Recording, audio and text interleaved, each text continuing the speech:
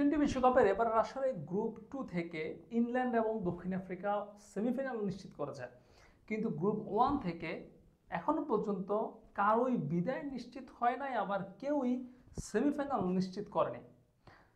এর মধ্যে ভারত 2 ম্যাচ শেষে 4 পয়েন্ট সংগ্রহ করেছে, তারা আছে সবার উপরে। দ্বিতীয় স্থানে অস্ট্রেলিয়া, তাদের শেষে সংগ্রহ 2 ম্যাচে 2 পয়েন্ট।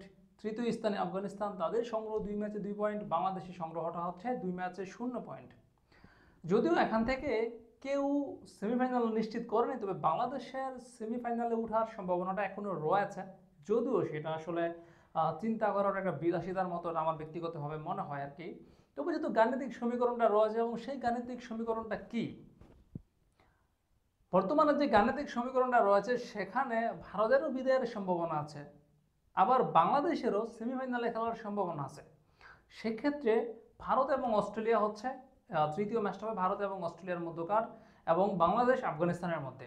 তো ভারত এবং অস্ট্রেলিয়ার মধ্যকার ম্যাচটাতে যদি অস্ট্রেলিয়া জিতে যায় এবং সেটা যদি ভালো ব্যবধানে হয়, এতটা ব্যবধান যে তারা যদি রান রেটে ভারতকে পেছনে ফেলতে পারে, তাহলে তারা শীর্ষে উঠে যাবে।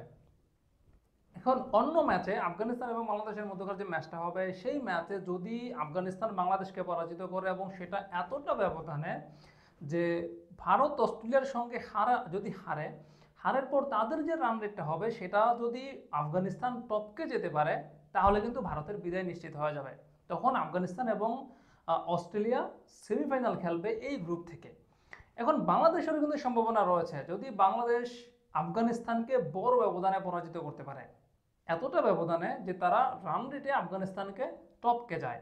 একই সঙ্গে ভারত যদি অস্ট্রেলিয়াকে পরাজিত করতে পারে এতটা ব্যবধানে যে ভারত অস্ট্রেলিয়ার যে রান রেট রয়েছে সেটা যদি পিছিয়ে বাংলাদেশেরও পেছনে চলে আসে, তখনই সম্ভব বাংলাদেশের সেমিফাইনাল খেলা।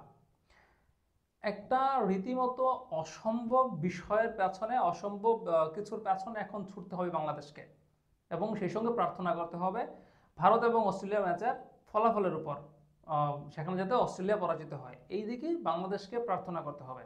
অবশ্য বাংলাদেশের কি করণীয় সেটা তারা মাঠে নামার আগে জেনে যাবে, কারণ আজ রাতেই ভারত এবং অস্ট্রেলিয়ার মধ্যকার ম্যাচ, এবং সেই ম্যাচের ফলাফলটা দেখেই আসলে বাংলাদেশ মাঠে নামবে আফগানিস্তানের বিপক্ষে। এবং যেই ম্যাচে আফগানিস্তানের বিপক্ষে বাংলাদেশ মাঠে নামবে সেটা হচ্ছে সেন্ট ভিনসেন্ট স্টেডিয়ামে, যেখানে সর্বশেষ ম্যাচটাতে আফগানিস্তান অস্ট্রেলিয়াকে পরাজিত করেছিল। এখন দেখার বিষয় সেখানে কি হয়।